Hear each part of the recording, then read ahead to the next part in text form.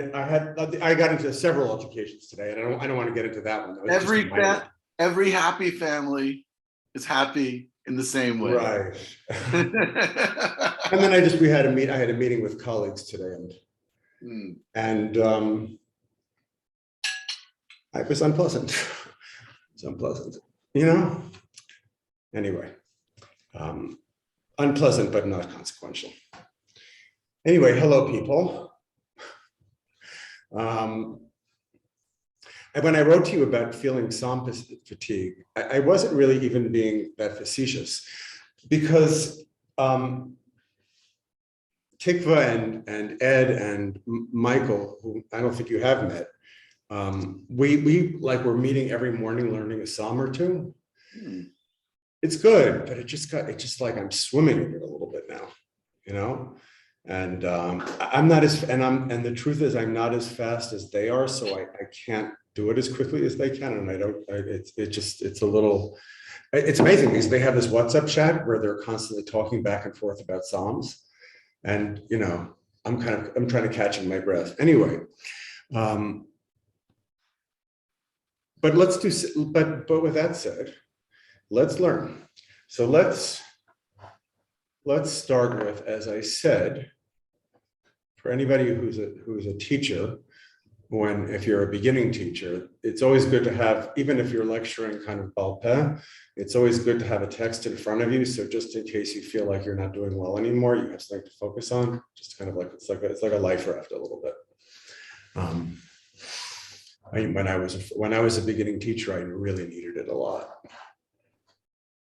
Okay, so I wanted to look at Psalm 62 first, I told you.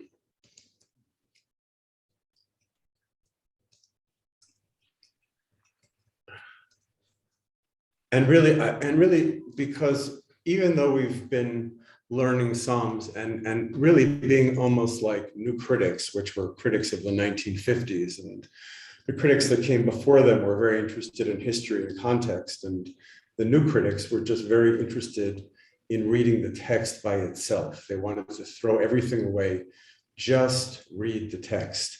Now, we have almost been new critics in really focusing on one psalm at a time. And I'm glad we've done that, but I think there's sometimes psukim which just kind of really demand to be read and to explore further, because they provide certain kind of methodological points.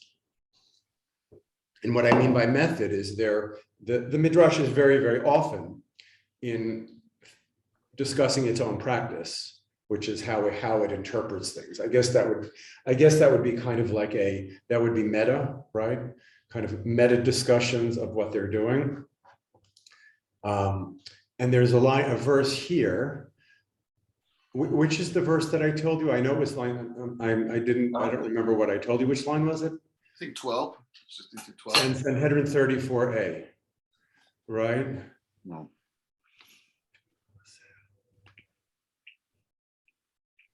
Can just somebody check their mail? Mm-hmm. And I'm going to find the Gemara. Verse 12. It's a God says, right. He said he seems to say, right. Dov, thank you. You were correct. Yes, my brain was in the wrong place. Achad diber Elokim, shtayim zu shamati, ki oz lalukim. In our learnings, we've been seeing the repetition of this word oz, and I don't have a handle on it yet, but let's just focus on achat diber Elokim, shtayim zu, and that zu here is a little bit mysterious, shamati. How do you read the zu? Ata diber Elokim shtayim, zu shamati. Oh, you said one thing. Twice I have heard this. Oh, right. God says one thing. Twice I have heard this. Right? So what's pshat in that?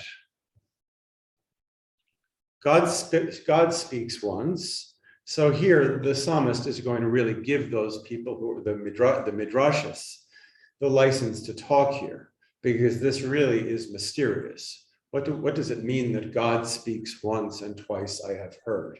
I mean, can we think about it just innocently? I mean, but what I mean by innocently,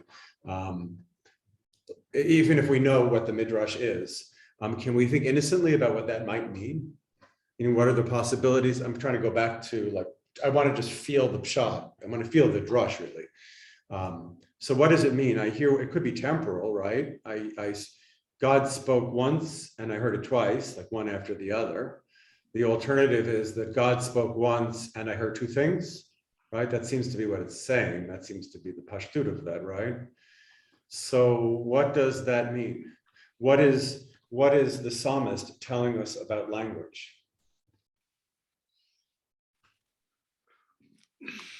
Oh, I can complain about yesterday also. I was with scientists yesterday, really condescending scientists. One guy. They're all many of them are anti-Semites. It just comes out. And he devoted part of his presentation yesterday. He had already made nasty comments to me about Jews. Why do Jews not do so many things? And then he explained evolution. He's a biologist. I felt he was explaining it to the Orthodox Jews there, like we never heard of it, right? Let me educate you. Let me educate you about the world. Sorry, Shimon. Shimon's a physicist, but physicists are the best scientists because they understand that it's very hard to know the world. So going back to what we were discussing, what is it that the sages are saying? I brought up that story about scientists because this is where they get lost completely, right? Because now the psalmist is saying something about poetic language. But if you're in the army or if you're a scientist, you certainly don't want that, right? Would you want your army commander to say one thing and for people to hear two things? Right? That's impossibly not pragmatic. So whatever is happening here is something specific to this context, to this place. So let's look at the Midrash. I do really recommend people, like, Safari is an amazing site, and I'm just going to use it a little bit here just to show you how many things are available, and things that would usually require somebody to get up 17 different times, and even on other databases to try to just keep stuff in your, on your screen. Here, all the commentaries are available. Some of them are in English, usually Rashi's only in English. But whenever there's something that's linked to the Talmud or to the Midrash, right, this is stuff that only scholars would have for themselves, and because they would have the skills, right, and the resources and the books. And now it's just like at our fingertips. It's an amazing thing. So here's the Gemara. It's an Agadata from Sanhedrin. Let's read it in English first, and then we'll see if we need to go to the Hebrew. And I think it'll do both for us right now. Oh, I can't do both of this. So let's first read it in English. From where is the Gemara discusses the ruling of Rabbi Yochanan? So we're coming in, like inevitably happens in the Gemara, we're always coming in the middle. From where is this matter derived? Abaye says, and as the verse states, God has spoken once, twice I have heard this. That strength, and now belongs to God. Abaye explains, one verse is stated by God, and from it emerge several explanations. But one explanation does not emerge from several verses. Oh my God. So it seems that the Gemara is saying that there's something intrinsically imperfect about, it's not imperfect about God's utterance, but there's a problem in understanding God's utterance. So two things follow from this. One is that God says one thing and you hear two, and the other, I didn't even remember this one, is if you have many interpretation, if you have many different readings, one explanation is not going to cover it. Meaning there's something that's going to be incomplete in understanding God. This is really why understanding language properly is very important if you want to relate to revelation, because revelation is always imperfect, right? Right? Anyone who thinks that revelation is perfect is a fanatic. They are the fundamentalists, right? They think that revelation is coming down and they know it perfectly. So there's so many things wrong with that. I mean, the explanation itself is wrong. but the problem is the lack of humility. And I'm not only just talking about humility of being ananav, and that's good, but even in relationship to knowledge, the greatest intellectuals are people who understand their limitations. It's the strangest thing, right? They know their limitations, and because of they're aware of their limitations, they are able to overcome them as well as possible. Because somebody who thinks they have everything has nothing. I'm speaking a little abstractly here. We're good? I should continue? Yeah? So the psalmist is telling us something about the nature of language.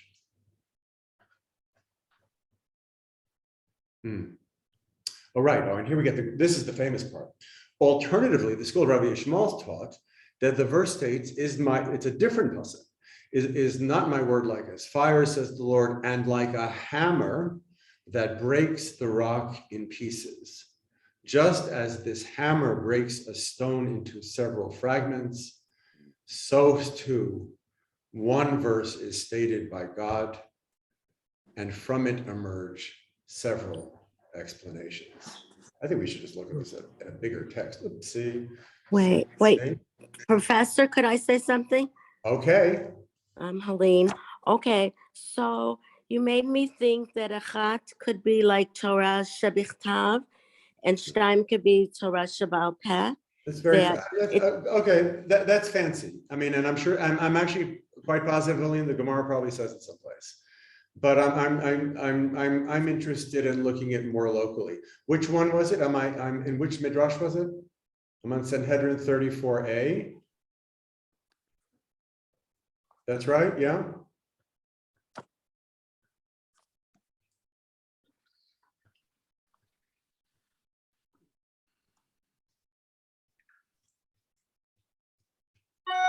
There, oops. No, what was the hammer? There we go. Okay.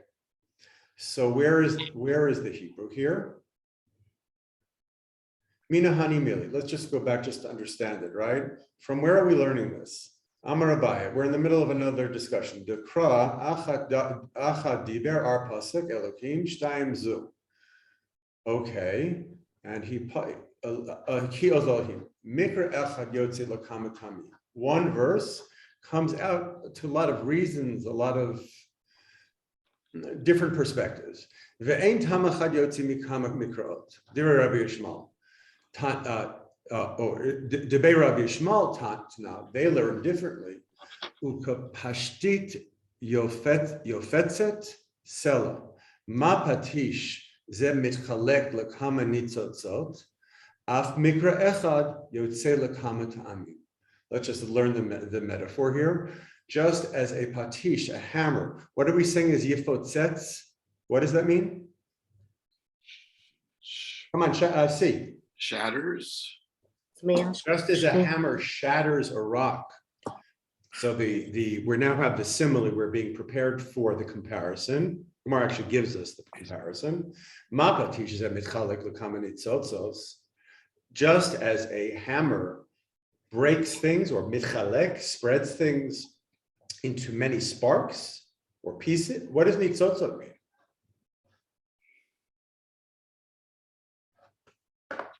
I thought because you would think that when you take a hammer to a rock, yeah, it breaks into pieces of rock, not into sparks. Sparks has a sense that looks like when an anvil, when you take the hammer to the anvil, maybe right, sparks. So this is sparks, right? This is sparks. Nitzotzot. No, I mean, it could nitzotzot be. I always thought it was sparks, right? So we're imagining then a hammer. Yeah, but Professor, maybe they're using the nitzotzot as fragments. Maybe. Right, or we can imagine a very, very sharp blow, and when you sometimes see that sharp blow, maybe there are sparks that come out of that as well. Okay, but we have to account for fragments and nitzotzot. It has both connotations there. Mystics get rolling with this stuff, right? Is there somebody who's waiting? Okay. So what is the psalmist then using, according to Rabbi Yishmael, the Rabbi Yishmael, what is the psalmist saying about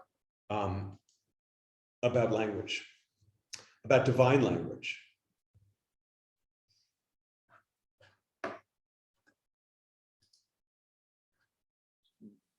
Strange, right? It's violent. What's that? It's powerful or violent. It breaks things. It's strange. I mean, so I'm just trying to understand, being just a basic literary critic, who's wielding the hammer here? It's a strange metaphor to bring, and like a hammer that breaks the rock into pieces, so too one verse is stated by God. Oh, I see. So that statement is you almost feel the propulsion of the revelation, right? This violent act. And when it comes into the atmosphere, several explanations emerge. That's my extension, and I'm not saying it's a great one, of the metaphor. So Professor, just so we are clear, so the tenor is that God is wielding the hammer, and the verse is the rock. No. So remember, my love is like a red, red rose, right? So what is the vehicle? The vehicle is the means by which I express the abstract thing, right? So the abstract thing is the red rose. What is the vehicle by which is the love? What is the means by which I express that love? What is the vehicle? A red, red rose, right? And in this metaphor, the vehicle is this activity. Oh, the guy smashing a hammer, an anvil, and seeing sparks come out. And we're saying that's just like God. God is. I'm learning it like this: that God comes violently into the world, and when it comes into the world, it does shatter into different pieces, because you can't. And this is where the Kabbalists and mystics are right in talking about this stuff, is that you can't embrace the truth from one single perspective, right? The sparks go out in different ways. So this is a meta discussion among the rabbis that they're getting from the psalmist in order to talk about the nature of interpretation. And when they think about interpretation, and when they think about the divine coming into the world, it does not come in a way that is understandable from one single perspective. So there are consequences about that for community and politics. You would think. I mean, and even before that, there should be consequences about this in the way people understand and learn. Somebody to me yesterday was lamenting that their kids don't believe what they believe. And I said, my kids don't believe what I believe either, but we all think in the same way, right? And that's how I've been a successful parent, right? That we all roll our eyes at the same thing and in the same way. That's good, right? Right? If you are a parent and you have children, this is a good outcome, right? So that's this is what everybody, when I used to wear my black hat and talk about things like this, they would say, well, why is the Haredi world the way it is? I mean, I think maybe at the time I was thinking about, trying to find apologetics where I can no longer do that. It's strange the way that a way of knowing, and this of course is not only in Midrash, but it's also in Talmud all over the place. It's not only an agadic discourse, but it's an halachic discourse. It's in legal discourse. So it's not just like the Midrashist here is making up something that's local here. Throughout the tradition is the sense that really, I mean, what the Talmud is a bunch of disputes. It's a bunch of disagreements. And the disagreements, even though they're resolved pragmatically, the Gemara goes out of its way to say that these positions maintain, even though we don't hold like Beit Shammai, nonetheless, we don't throw Beit Shammai in the garbage can, right? And there's a drush, like Helene said earlier, kind of parallel, that, well, Beis Hillel is for Olam Hazeh and Beit Shammai is for Olam Haba. Whatever that means, right? It means that Beit Shammai is also eternal. Right? And all of this, I really am suggesting is compacted in this Midrash, that God's word cannot come into the world with clarity. Does that mean you give up the task? See, this is the absurd opposition that exists among people who think of themselves as intellectuals on both right and left. Is that the people on the left themselves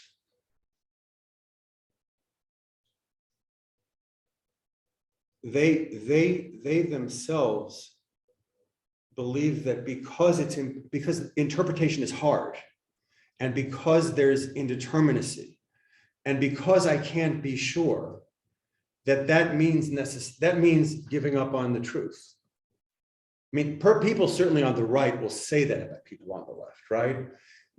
Once you get into this, I mean, that's why I brought up the people, the rational objectivist yesterday, the conversation that he had with me, because he would tune out right now, right? You're not allowed to talk about the nature of interpretation, because interpretation just presents itself to you. That's the bad stuff, not even on the right. That's the scientific bad way of learning, right? The right-wing fundamentalists, they think they have the truth.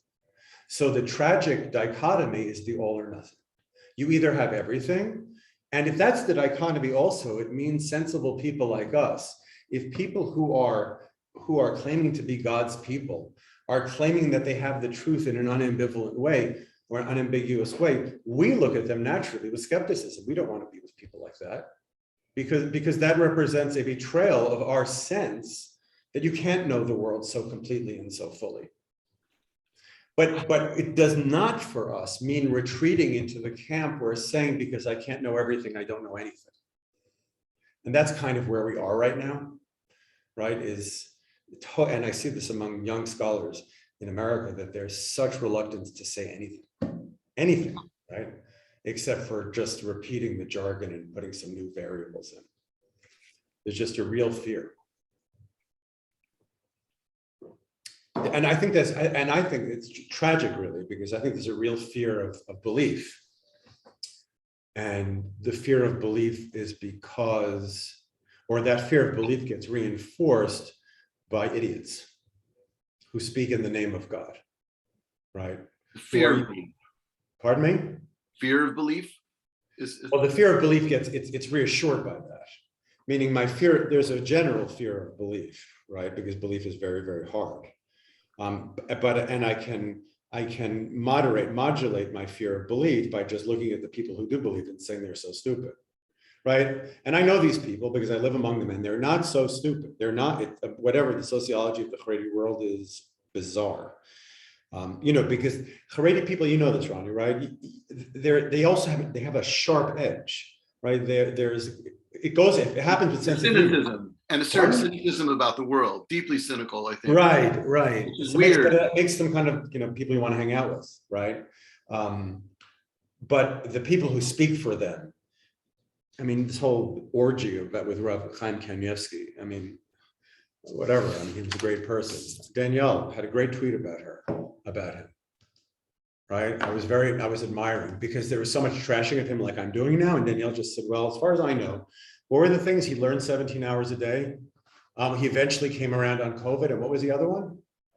He ruled that that it was kosher to smoke medical marijuana on Pesach. Right. So it's like, let's find the good thing. Yeah, right? he did some good things. Right. And he learned for 17 hours a day, which, I mean, that's hard, right? I mean, I don't know. Do we know Andrew William, or is that a person? We don't know Andrew William. Anybody know Andrew William? Or they're going to say he's not going to come in. No, it's because he's probably not a pleasant person.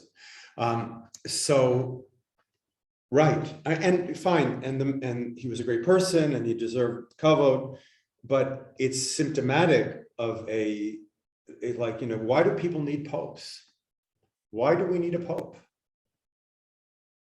And he occupied an interesting place also, because he wasn't the posek, right? He wasn't like the good. I don't even know. The last real gadol hador was Rav Eliashiv, right? And then after that, Rav Steinemann, kind of. But now, who's in charge now in the Haredi world? But Rav Kanievsky, right? Everybody. I mean, he had a lot of connection with people. And another thing that he did is people would come to his door, and they would ask his wife, if you had a doubt about getting married, you're a young woman, and you have a doubt about getting married. So what do? You go to Rebbetzin Kanievsky, and she gives you 2 or 3 minutes, and you tell her your situation, And at the end of those 2 or 3 minutes, she says, marry him. Right? That's just the story. So, that's not healthy. Right. So I always wonder, like, what is it? What is it? So there's some very strong sociological factors that are preventing people who are enacting that debate every single day. Go into a Haredi yeshiva when you get the chance, right? It's a cool thing because people are, anything else you want to say about them, they know how to learn and they care about learning, right? And yet, the best thing about a big Midrash is completely chaotic, right? But when they go out, somehow they want to all vote for Gimel, they want to vote for the Haredi party, like that's the only possible option. So that I don't know. I guess that's depressing because it just suggests such a disconnect between pedagogy and life. Or perhaps the pedagogues are not emphasizing this, even though they're enacting it, right? And also there's a kind of brisker way of learning, which is the side conversation, which is kind of based on 19th century logic. What happened in the 19th century is when the really brilliant rabbis confronted mathematics and logic, they wanted to make it their own. The Soloveitchik family, right? And others. And there is a kind of truth that comes out of that, which is not resident in the Gemara. It's almost like the Rambam is cholik on the Midrash, and the Briskers are they want the truth. Is it standard in most Litvish yeshivas? The Brisker method, is that basically what everyone does? I think also Hasidic yeshivas. Right. So anyway, ultimately it's fundamentalist. It ultimately gets to one truth. Exactly. Now, that is a problem. Or a binary truth. Right, for sure. Maybe that just clarifies. It's not dialogical. It's not free flowing. It's not, there's right to it, but it's. So you see, and you see the abandonment of this because there's a great fear that if people know things, they're going to do horrible things, right? If you can't control them, the whole system is going to fall apart. And the truth is there are always risks with education. There are big risks, but the bigger risk is not taking the risk. The bigger risk, not taking the risk, is not living, right? I think the Midrashim say that the one day in the creation in which Genesis does not say it was good is on the second day. So the Midrashim say the reason for that is because it's a day of separation. It's a day of lack of unity. When separation comes into the world, it's problematic. When you have a choice between two perspectives, it's problematic. Unity is much better, but that possibility of choice is the human condition. And in a way that Midrash, I think, is suggesting what we've been talking about, that you can't contain the divine word. I mean, this Midrash in particular it's a little frightening because these fragments seem kind of unrelated. There are other Midrashim which imagine difference in different kinds of ways, but this is very dramatic, right? The sense of the spread is very dramatic. So that's why, and scientists will say that the focus on language takes us away from the truth. And that's true in the worlds in which their version of observation leads to truth. But it is not true for people who are trying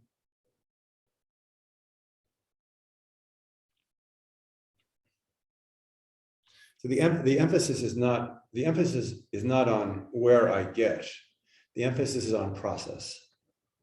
All great readers know that reading is process.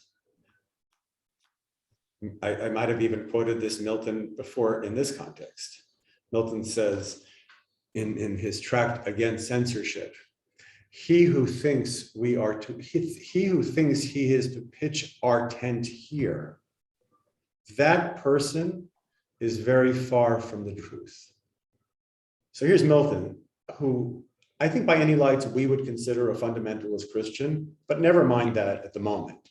because his conception of reading translates out of his context. If you say you've arrived, it's a sure sign that you haven't. He who says we can pitch our tent here, we're good, let's pitch tent, right? That person is very far from the truth. And I think it's instructive, actually, that Milton is a fundamentalist Puritan. Because, I mean, Milton, he cannot survive modernity. He can't go further. I mean, we need John Locke to get us over Milton. But Milton, even in his powerful belief in the divine, and in his, I don't want to say search for truth, but I will as a shorthand. Even in this search for the divine that Milton goes on, he still understands that you can't have a single truth or perspective. He wants to create a commonwealth in which everybody has a voice. I mean, we know Milton's limitations: women, Muslims, Jews, atheists, right?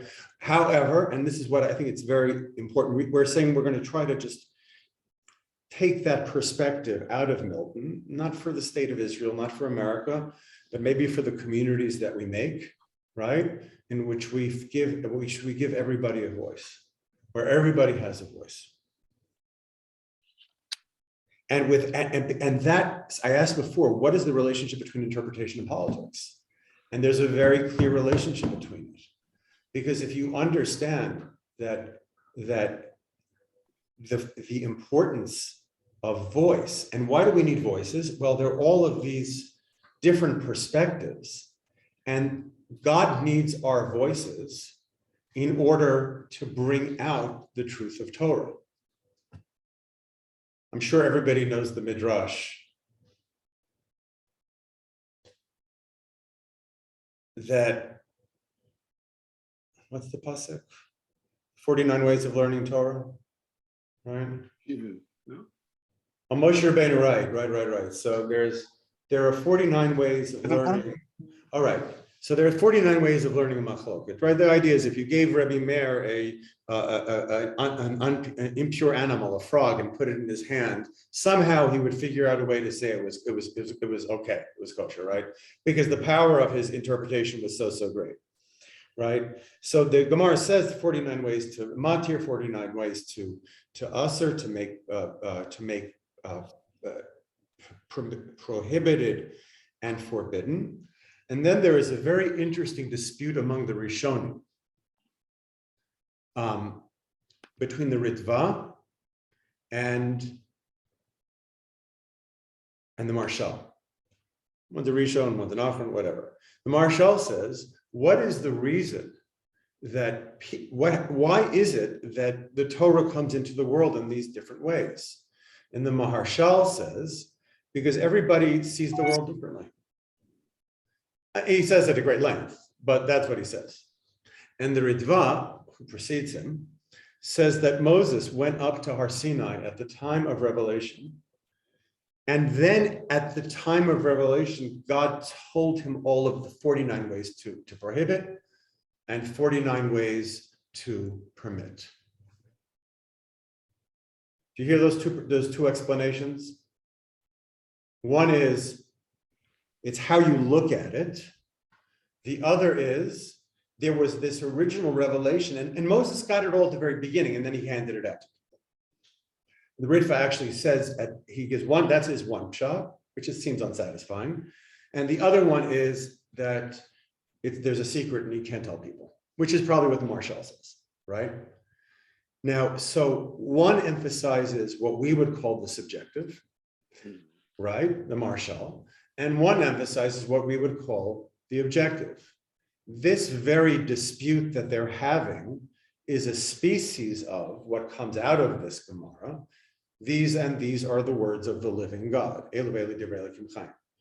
That even to describe perception, you need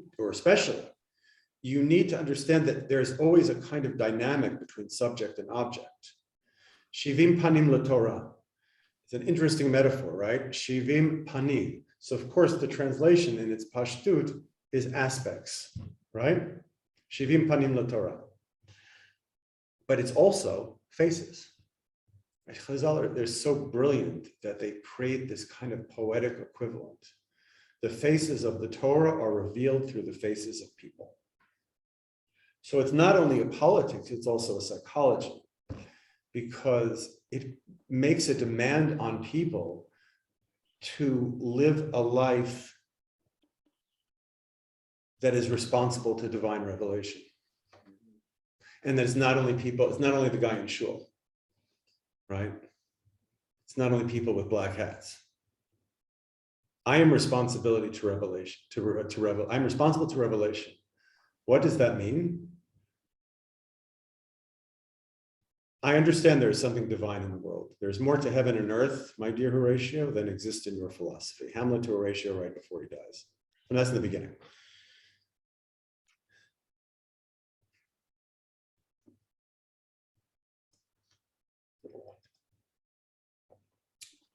I don't know, sometimes it makes people more comfortable to talk about the sublime, but I don't think that's enough. All right, there's something that's divine, and our perception of it gives us a responsibility. And for not only the Jewish people, but for the three monotheistic traditions, that revelation is not just a kind of sublime knowledge of something spiritual and divine, but it's a revelation through language. Why is David so concerned with poetry and language and song? Because that's how God revealed himself. And David reveals himself through the Psalms. And the beauty of the Psalms is that in reading the Psalms, we reveal ourselves in relationship to David. That David gives us an emotional language, and to me, such tremendous confidence to face weakness.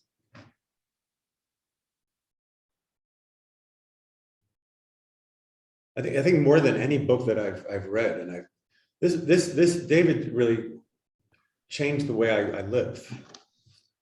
And I changed the way I lived 30 years ago, like rid of the black hat stuff, right? But in terms of really feeling, and I never felt this before, and the Briskers certainly do this. I wrote a book about Rav Soloveitchik. They do not know from emotional complexity.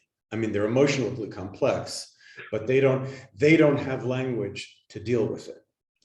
So in becoming more and more religious, more involved in learning, I never found anybody who was able to convey to me that sense of, oh, they have the same sense of an inner world as I do. Mm. Never felt that. No, and we had great rabbis. Me and Ronnie were in yeshiva together. And you went to great yeshivas, and I went to great yeshivas. We knew great people, but I never felt it. I know. We joke sometimes. Somebody has cultivated your Hasidic neshama, right? Nobody ever did that with me. But David, I feel that he doesn't compromise on his feeling of unworthiness and fear of belief, meaning like he wants to, it's like he'd like to back out of it sometimes. I can't deal with this. I don't want to be part of this. And yet David is the great teacher and leader. And I think we mentioned this before, speaking in relationship to politics. The fact that this David is never taught in the way that we're learning it is the reason that people are passive all the time, because they're not told to cultivate their.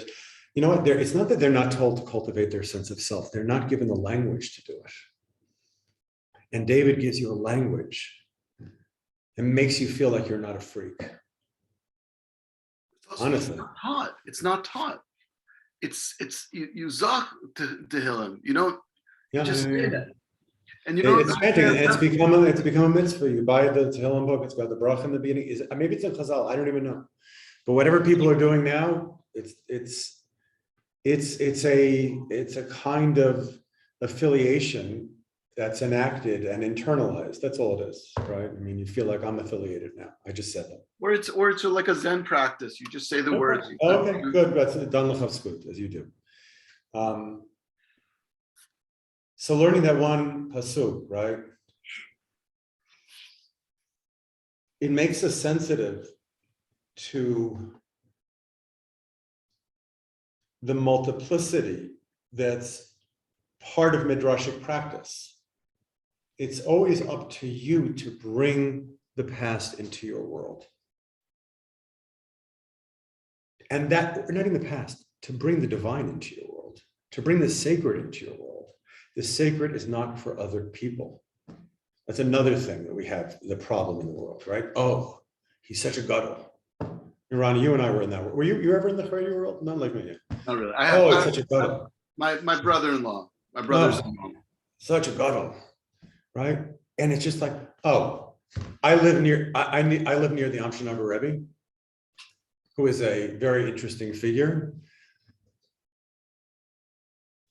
But he's got all these Talmidim and Hasidim, and they just mill around his house all day long, right? And it's like they're there because the Rebbe's going to do something, right? So if there's people out there, I was going, the Rebbe's doing something. So I always say to my kids, what are you doing? I mean, it's like a Zusha story, right? I don't, because the Rebbe has this, he's an antinomian, so he davens like 20 hours after the time. It takes him 45 minutes to say the blessing after meals. Whatever, it's like he's constantly, it's hard for him to, I don't know, but that all pushes off the responsibility that we have to the sacred. That's really, and the sacred and that bringing of the divine is enacted in many, many different ways, right? Learning Torah, yes. I mean, it's good to learn Torah, and it's almost like it's good, but we already know so much Torah because we're immersed in a tradition which has a conception of justice and righteousness because of Torah. But so we enact our lives become sacred through teaching, writing books, being nice to somebody. Right? That is the sacred.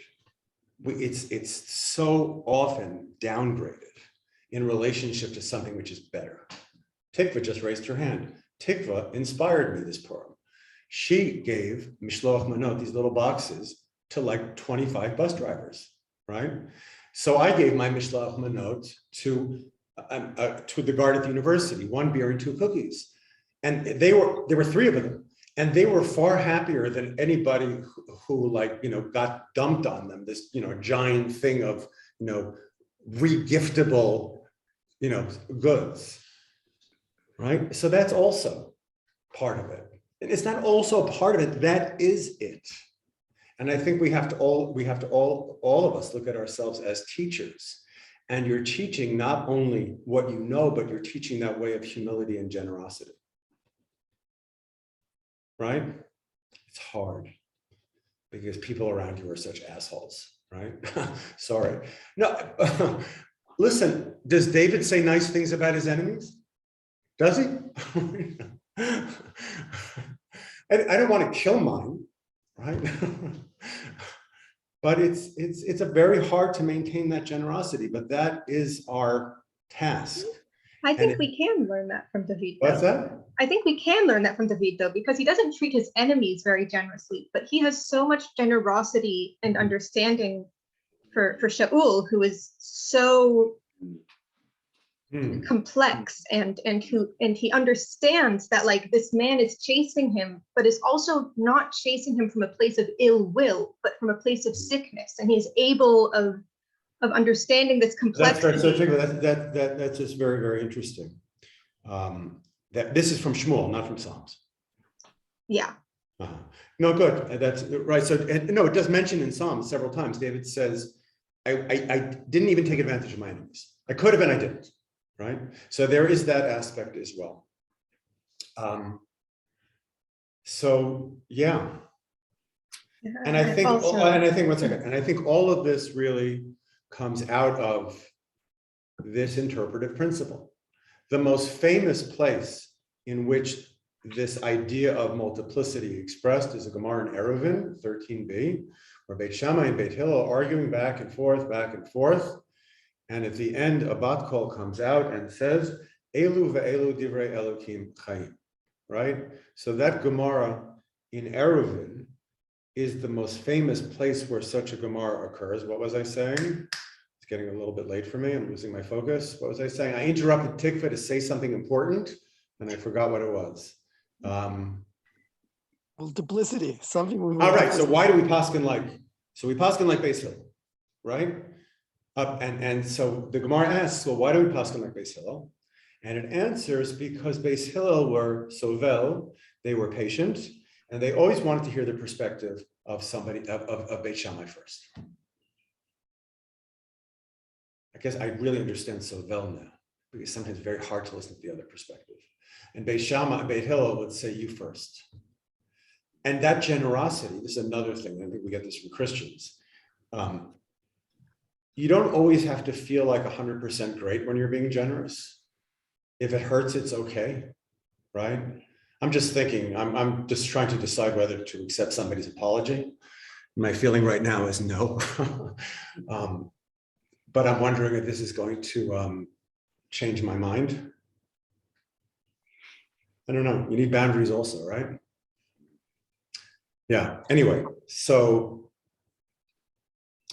all of this flows: interpretation, politics, community, teaching, generosity, right? Because if I know there's more than one perspective of truth, listening to the other person first is not only eliciting their perspective, it's acknowledging that there is more than one perspective, right?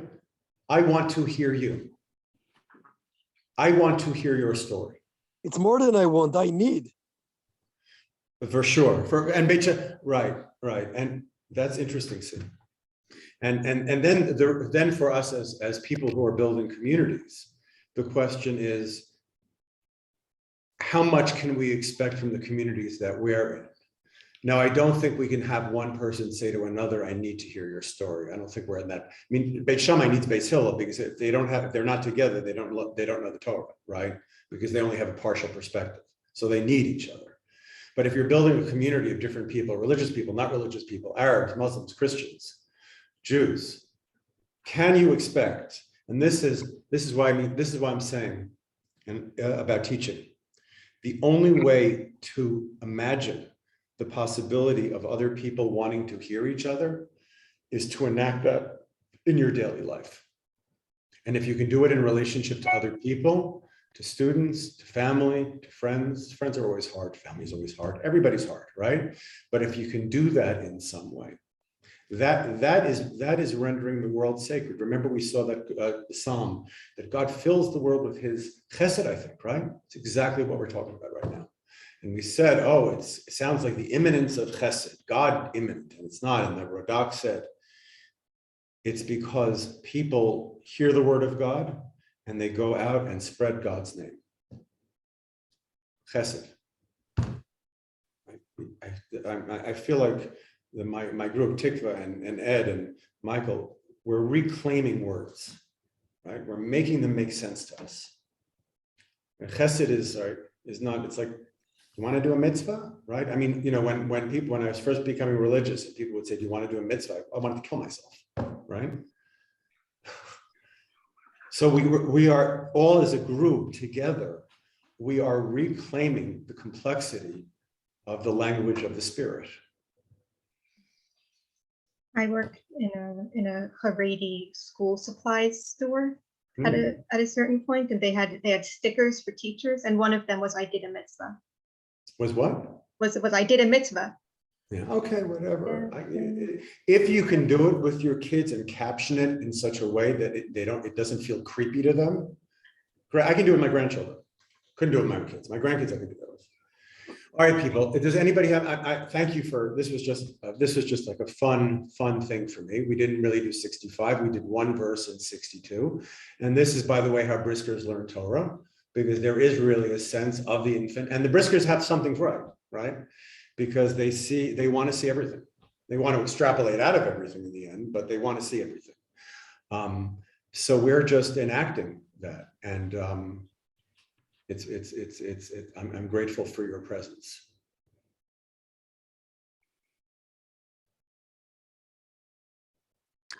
What would you say is the most important characteristic of a leader then?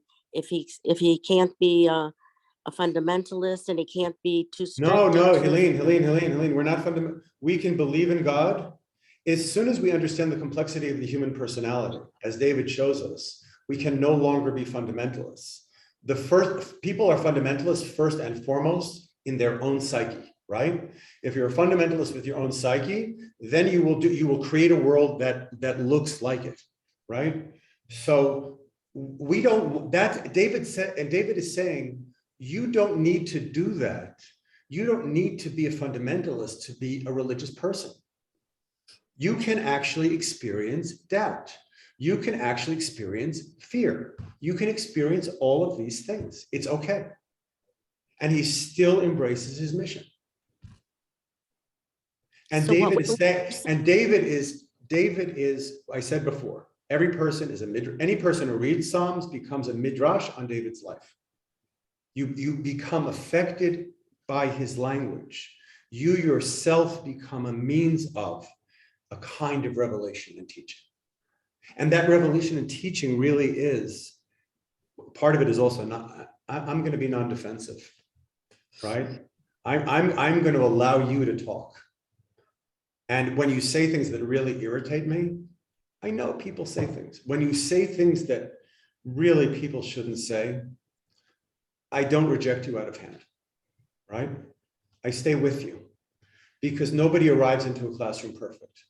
Nobody arrives into life perfect. That's what's the problem with the cancel culture is if we find one thing wrong with somebody, are you going to find one thing wrong with somebody? Even if it's really, really bad. I mean, whatever. I think a way of putting this differently is I'm an Orthodox Jew. Milton did not like Jews. I've devoted my life, in some of it at least, to studying Milton, and I'm very glad I do so. Because I'm happy to say that I can learn from somebody who I don't share every single belief with. In fact, I find some of his beliefs offensive, really offensive, right? So, I mean, just again, that's the complexity of being able to accept the inner world, to be able to accept the difference, that the humanity of people. And the problem with being a teacher is you get committed to being on a one-way street.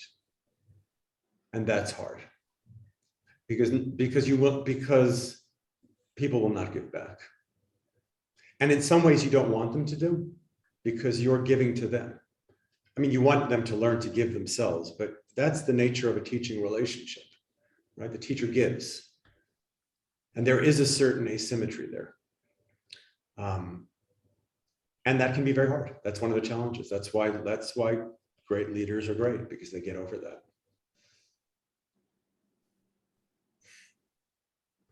Okay, that was awesome. Thank you, people. See you soon. Dana, you want to talk now, Dana? Okay. Yeah, we can. Sure.